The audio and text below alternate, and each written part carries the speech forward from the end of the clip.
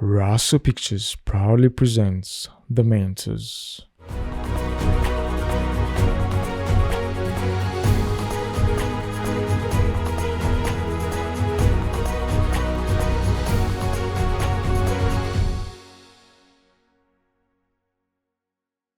The Mentors Show proudly brought to you by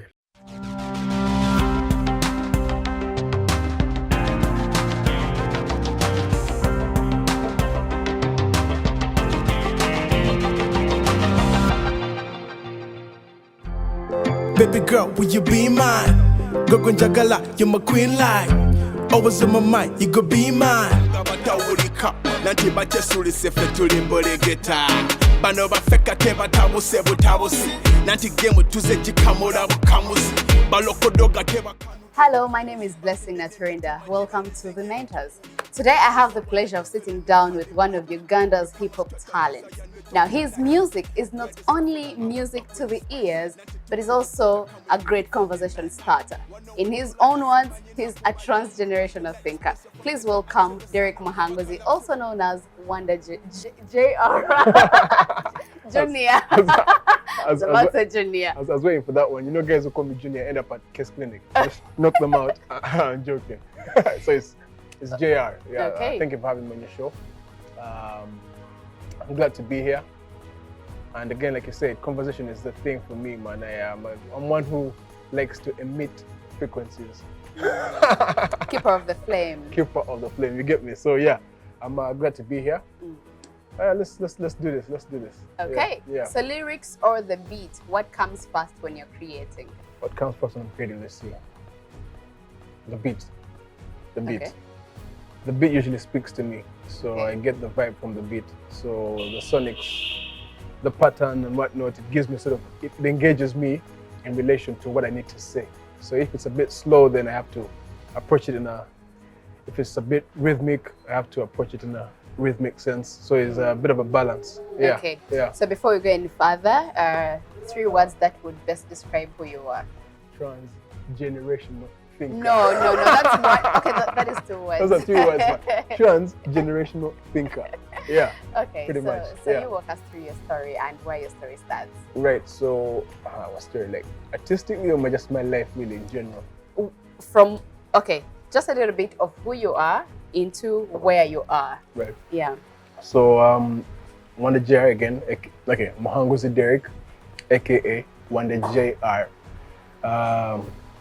Normal guy, simple man, with a simple profile. Grew up, single mom. My pops passed on as a kid. Got 3 siblings and an extended family. Got step brothers and sisters. Shout out to them. And my music journey started in about 2009, 2010. Left the country. My mom was fed up with me. I was giving her a hard time.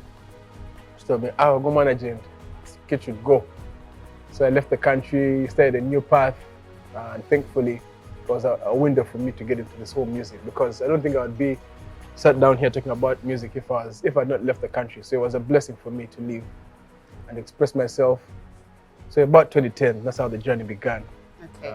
Been trials and tribulations, and been a blessing as well at the same time. So yeah, just to sum it up, Okay. in a nutshell. In a nutshell. So having gone through some of your music and the art that you have done, it seems to me that you pick your words quite carefully. First of all, do you write for yourself? Yes, I do. Okay, so it seems to me like you really pick your words very carefully. You aim to have meaningful lyrics. Right.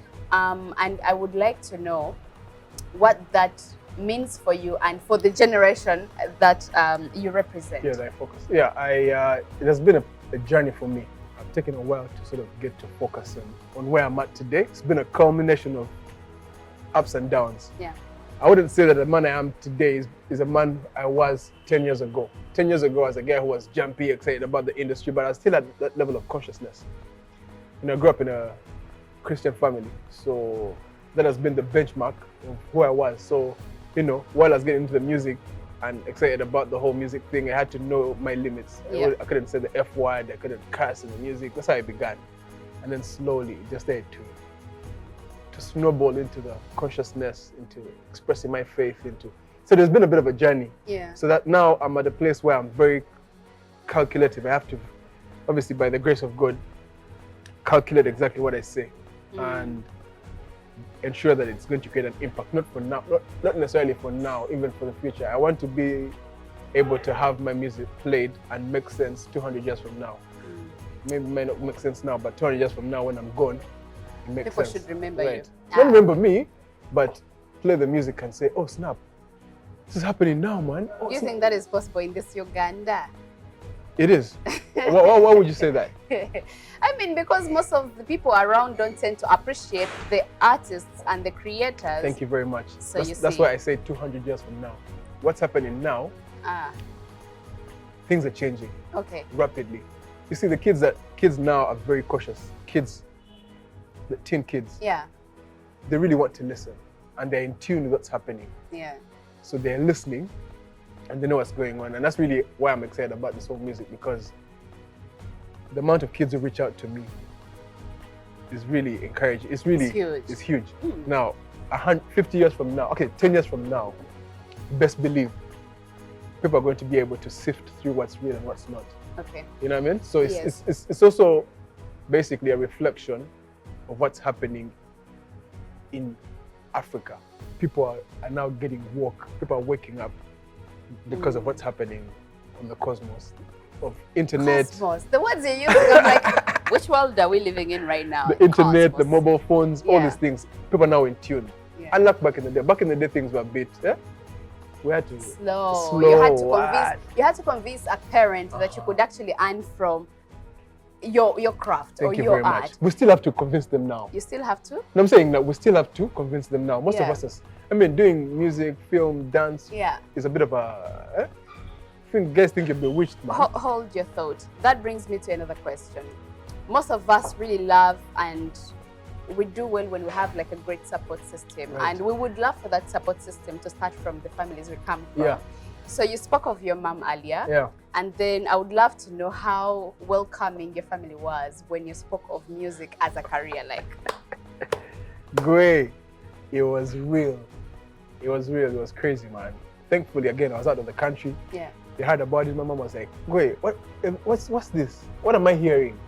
You know what I mean? But I was like, "Mom, man, it is what it is, man. I found my path. Yeah. I'm not going to do nothing about it." Respectfully, yeah, came back, and my aunties and uncles tried to tell my mom, "What? This guy? What? No miaye is a miaye. What? This, that." Hey, I came with long, like my hair was a bit longer than this. That old school hair, that 90s Shabarang style. That pretty much like yours. But yours is more, it's still legit for me. So okay, yeah, it was one of them ones. And my auntie was like, my family members were sort of against it. But at some point I told my mom, I looked her in the eye and I was like, "Wait, am I a Miai? Do I look like a Miai to you?" She said, "No." "Do I look like I don't drink, I don't smoke, I don't do none of that stuff?" yeah, She was like, "Do I look like a Miai to you?" She said, "No." I was like, "That's all I care about. As long as you're kawa, don't tell me about them. I don't care about what they say." You know what I mean? Because they will come along at some point. You see, when you're trying to start something fresh, it's quite foreign to people around you. They don't Yeah. get it. yeah, They do not know that story. They do not know how it unfolds. So all you have to do is follow your path from an authentic standpoint and let them come along. They will come along. okay, You know what I mean? So that's how it's always been historically. People who have Yeah. changed, transformed societies have always, whenever you're tapping into the unknown, expect to be misunderstood and ridiculed and laughed at. But then once you instigate something fresh, the people who used to laugh at you will come knocking. You know what I mean? So yeah, long as you know where you're going, that's the thing. I knew where I was going.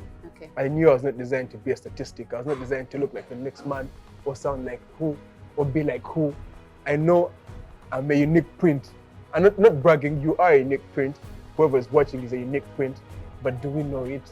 Are we willing? You have to have thick skin to know you're a rare print, because it's going to come with a lot of ridicule and misunderstanding and so on and so forth. because this show really aims to bring mentors and the people that admire what the mentors or the people that we bring on the show Right. do, Right. and we would like to bridge the gap and bring them closer to having their questions answered. Right.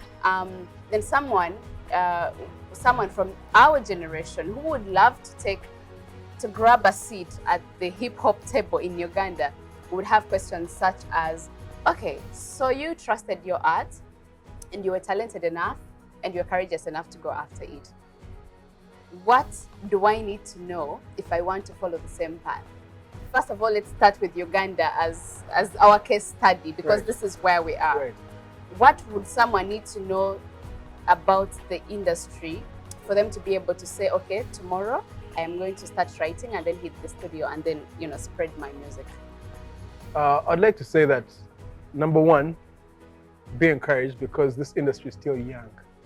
Is it though? It's very virgin. Is it? It's still virgin territory. Just like everything else. We talk about everything, economically, everything is still young. Mm-hmm. So we're just growing. We're a growing economy. You see it? And so that should encourage you. Now, it's also it might sort of kill people's hopes because things are new. People do not want, like right now, if you talk about what's happening on the political landscape, we're looking for change. Yeah. People are afraid of change. Why? Because we've been accustomed to the same old things. Who you are is a sum total of where you've come from, what you've been told, what your past experiences are. So you have to peel all those layers. Now, whoever is listening right now, you have to know that this is a new industry. Why am I saying new? Because we haven't done nothing. For us to know that we're a big industry, we have to be economically viable. We have to be like a powerhouse. Yeah. But we're none of that. We're just scrounging. We have no copyrights, none of that. We're still. So what is wrong? Why don't we have all those places? We're battling mindsets. We're battling mindsets right now. And let me tell you, what's happening in the music industry and artists and entertainment is a byproduct of what's happening at the top. Okay. Politics, the country at large, all this corruption. So what's happening down here, we're suffering because of what's happening. The education system is suffering because of what's happening at the top. The financial landscape is suffering because of what's happening at the top. People are struggling because of what's happening at the top. So whatever is happening here, is basically trickling from the top. So once the top figures itself out, here is going to now automatically figure itself out. So that's where I feel like we're losing touch with reality and things are moving. We're living in a rapidly accelerated culture. Yeah. That if you do not keep up with the times are going to catch up to you, and in a very bad way. So we have too many young kids who are aspiring to be filmmakers, musicians, dancers, painters, and so on and so forth. And that's how they want to express themselves. Yeah. But the system is telling them, go and be an engineer. Yeah. And then the guy does somehow engineering, and now he's selling tomatoes at Owino. Okay. So speaking of young aspirants and the young generation looking for something to do and wanting to trust their art, Right. I would like to know, before you started your journey, there has to have been someone you looked up to and you're like, oh my God, I have so much admiration for this person. Right. I would like to hear about your role models and the people you would like to meet if you had the chance, dead or alive. Yeah. And then what you would say to them.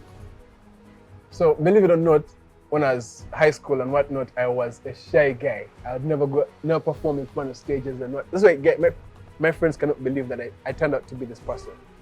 But my journey changed in the UK. When I got freedom, I felt like I could express myself freely.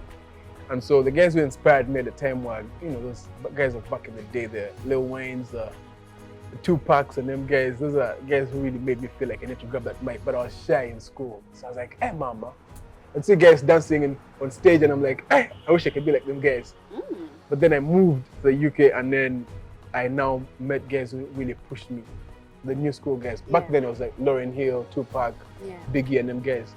But then when I grew up, I tapped into guys like J. Cole, Kendrick Lamar, them guys. Those were the guys who sort of put me on. And so now, as I'm evolving, I sort of want to meet guys like J. Cole, Chronix,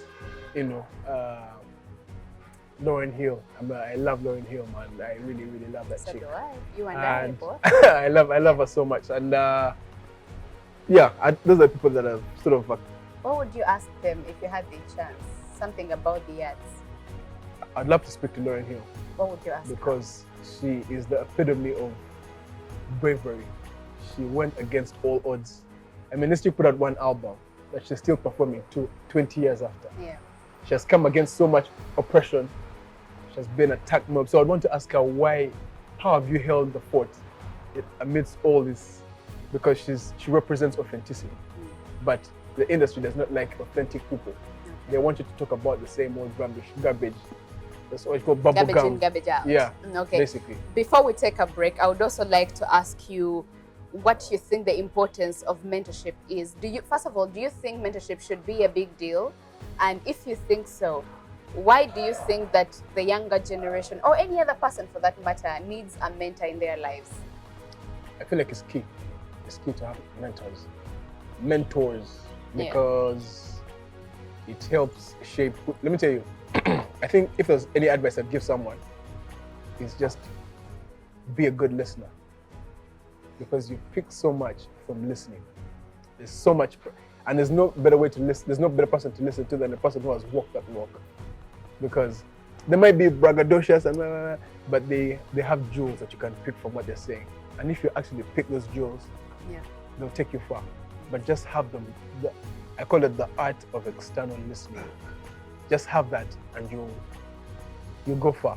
So I feel like mentors are very, very necessary in our culture today, especially guys who have walked the walk, and they're very humble about it, and know that had it not been for God, it could have turned out a different way. So people really need mentors who are authentic, people who are real. Then not mentors who have formulas.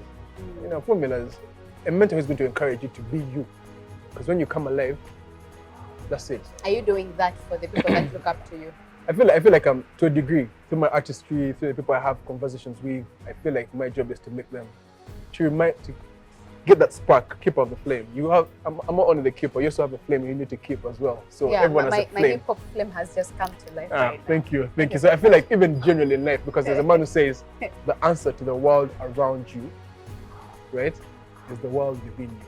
We are taking a very short break, and we will be back with Derek Wonder Jr. as we are talking about so many other things, but most importantly, about what he thinks makes him a transgenerational thinker. We'll be right back.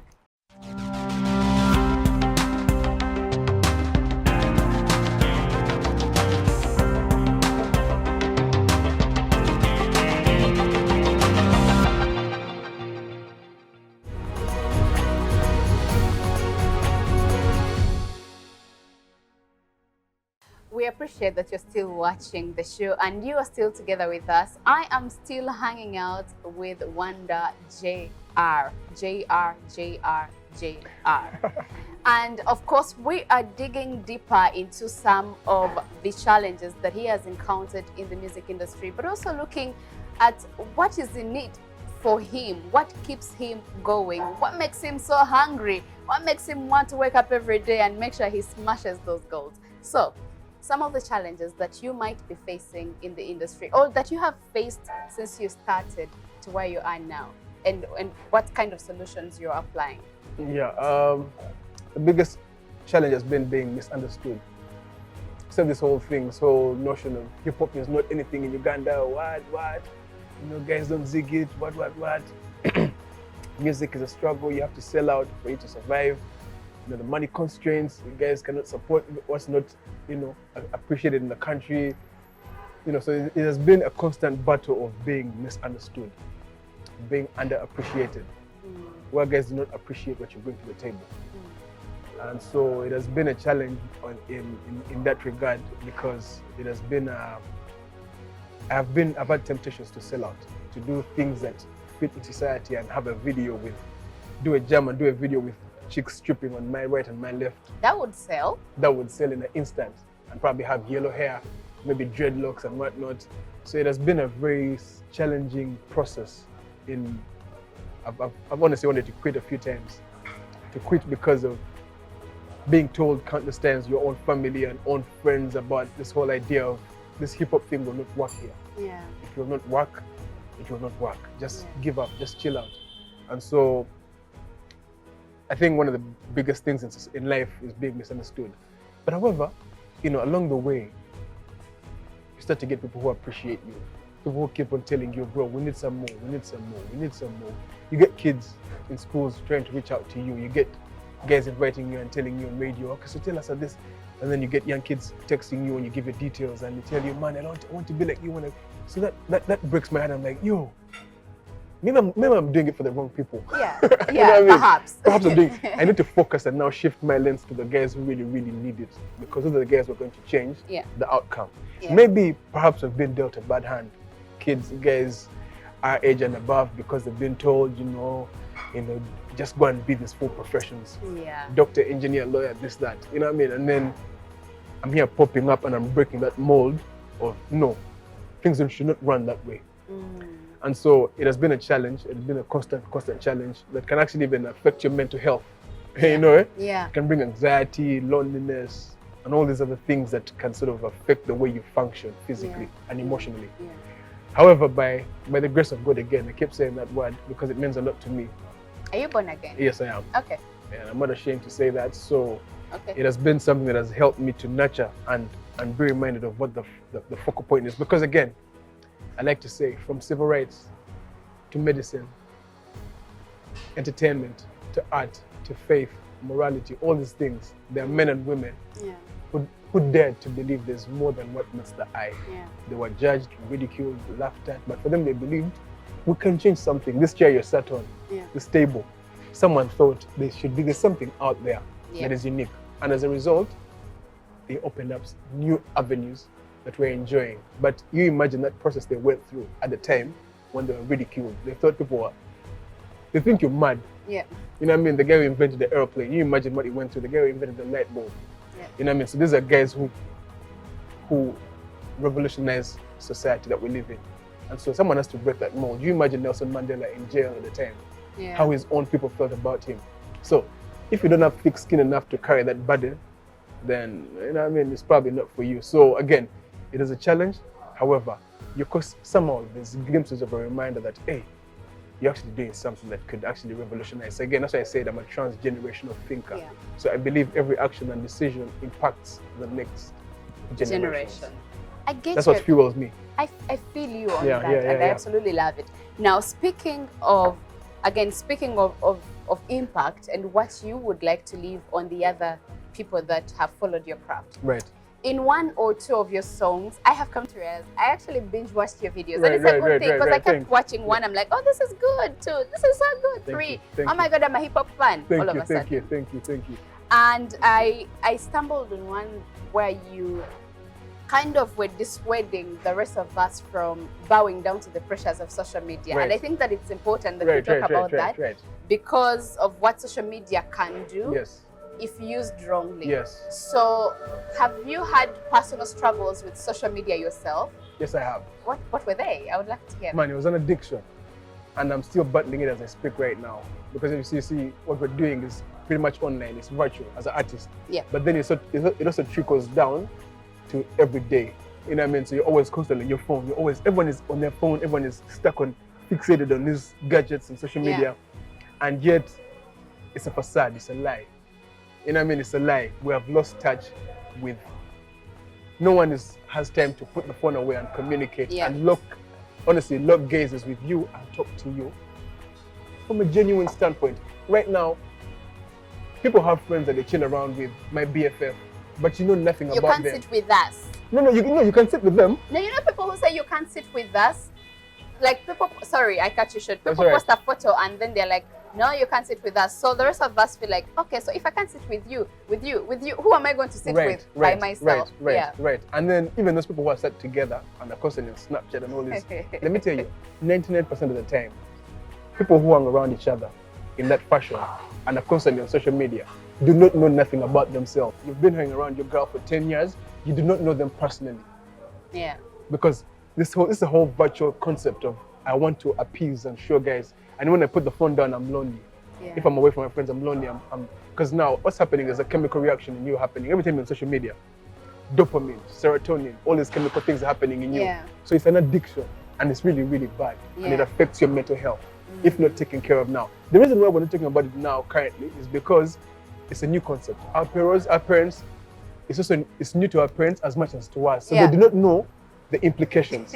However, things are changing rapidly. Suicide rates are high, skyrocketing. That's why you see Instagram had to take away the likes. Yes, true. Because it's really affecting the mental health.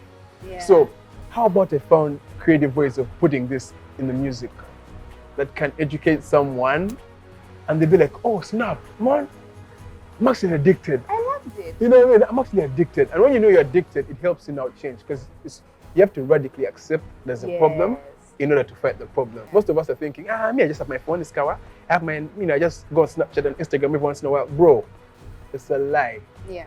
It's an addiction. So I feel like those are things that you can do through the music. Yeah. I feel like now there's a gift to now speak creatively about touchy topics through the music without necessarily going on camera and be like, hey, our power, you know the ones. Wait, our show is so young. You want to get it expelled before it even gets home. Anyways. Yeah. Okay, and then the other thing that I wanted to ask was, I also noticed you like to throw in local dialects in your music. Luganda, Runyankole, and any other language that you speak. It sounds like less of a big deal right now, but what is it for you? I mean, if people don't understand the language, how are they supposed to understand your music? Let me understand. Right. So with the English, I'm more of an English guy. That's what I grew up to anyway. I do not know it that much, but that's what I grew up to. And my style of music, people complain. That's too much English. So I was like, okay. I said, okay, how about I apply myself? Now, what I do in the music is who I am. So when I'm arguing with my guys, I go from English, then I move to Uganda, then a bit to Runyankole.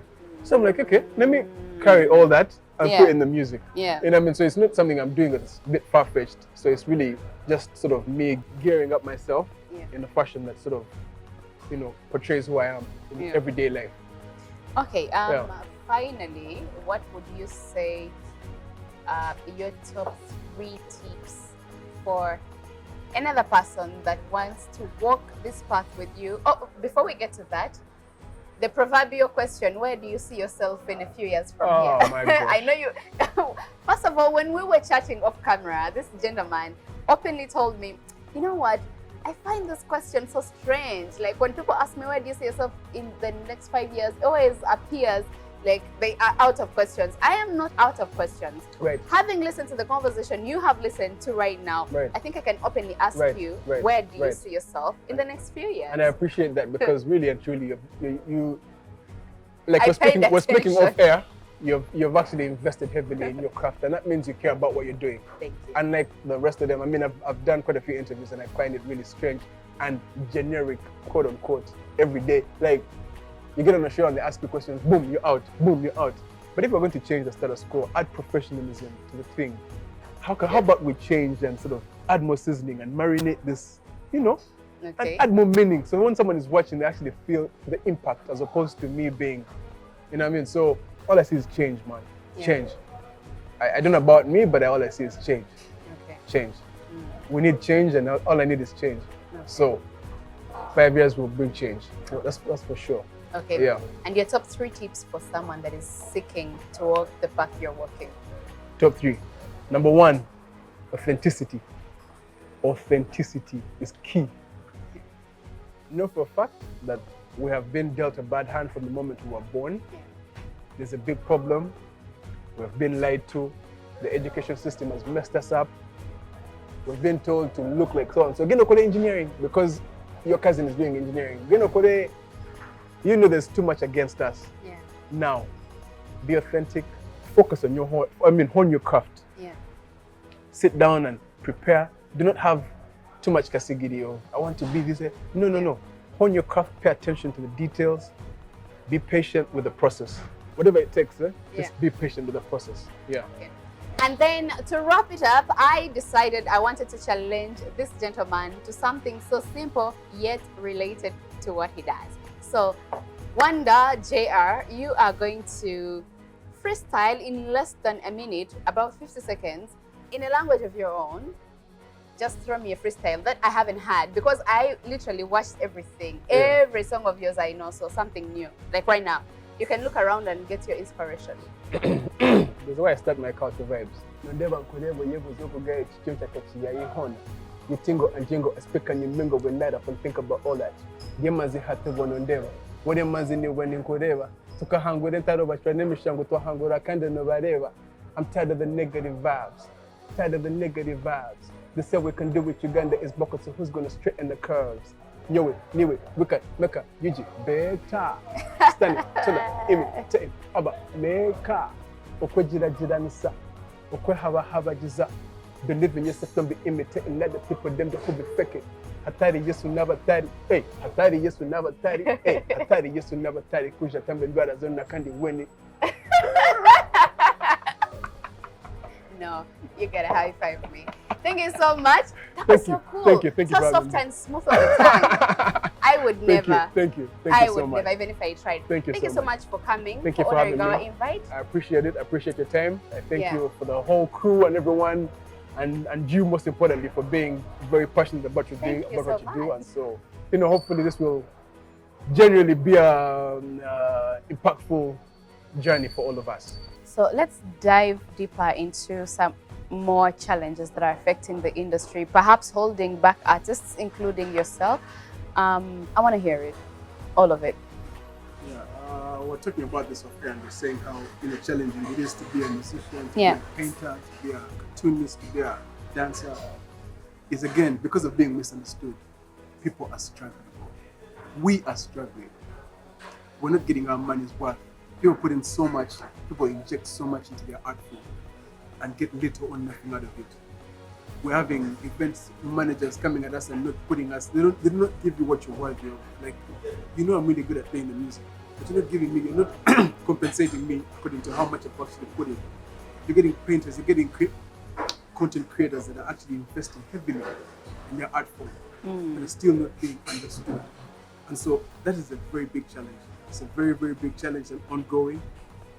And so it is something that has birthed so much negativity and toxic environment around the music, especially the music. That's why you find guys beefing so on. So that's why you find producers that don't really care about how much good you are. Just bring in money. I mean, you walk in the door. Yeah. This guy that doesn't want to invest in you as an artist.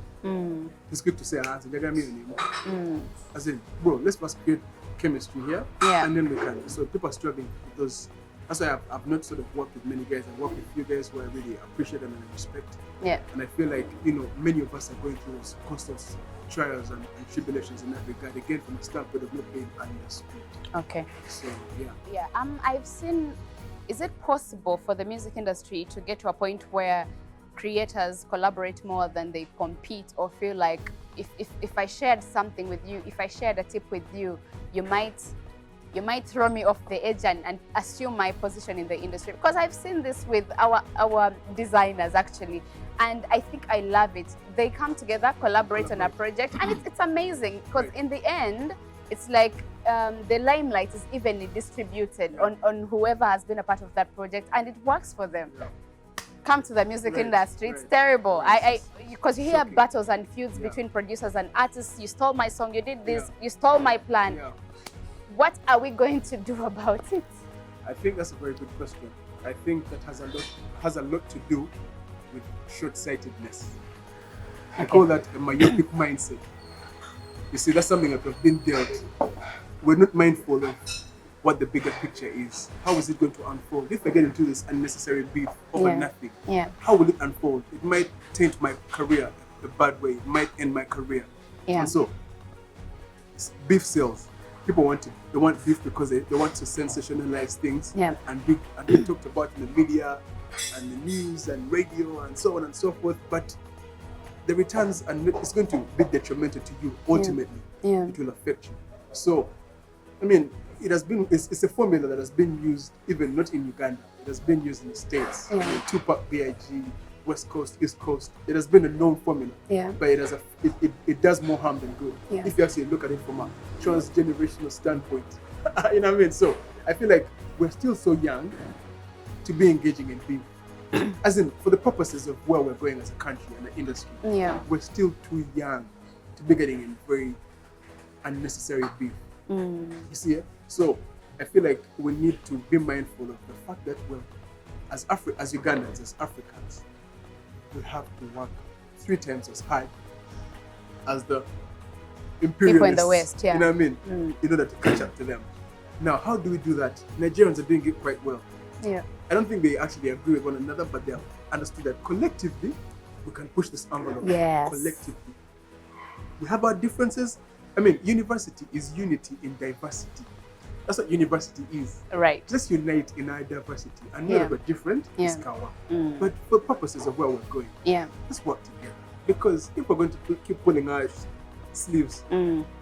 we're affecting our industry. That's why I want to come out 10 years from now. Yeah. When I get industry affect 10 years from now, same garbage. Yeah. You know what I mean? So you appeal to them. So I appeal to you guys. I don't know who's listening out there. Let's quit this unnecessary beef because it's not taking us anywhere, really and truly. It's affecting us more than actually contributing. You might think it's working for you, but really and truly it's not working for you because if our country is affected, we are affected.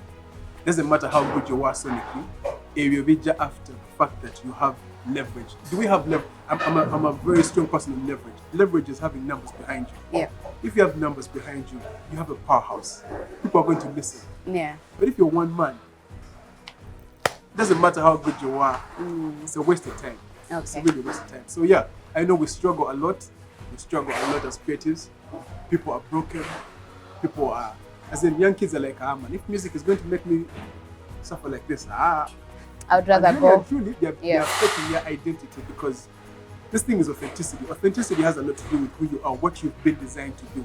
Who are you? Why are you existing today? Yeah. As Blessing, why are you here today? Yeah. So if you've been here to be a guitarist and you walk away from being a guitarist, you're affecting who you are. That means you're going to copycat all your life. You're going to be sounding all looking like someone else all your life. So you're not going to be you. You're going to be fake all your life. So in light of that fact, there's a lot to go around. We're still young. There's too many opportunities, but it takes a while. Patience, strength of character, thick skin, strong mindset. But together, we can. And on that note, I would like to implore the people who have been in this industry or other industries for that matter, and you know that you can hold other people's hands and lead them on and show them the path that you have walked and support them. So I would like to implore all of us to go out and do better and be better for the generations that are yet to come. Thank you for watching.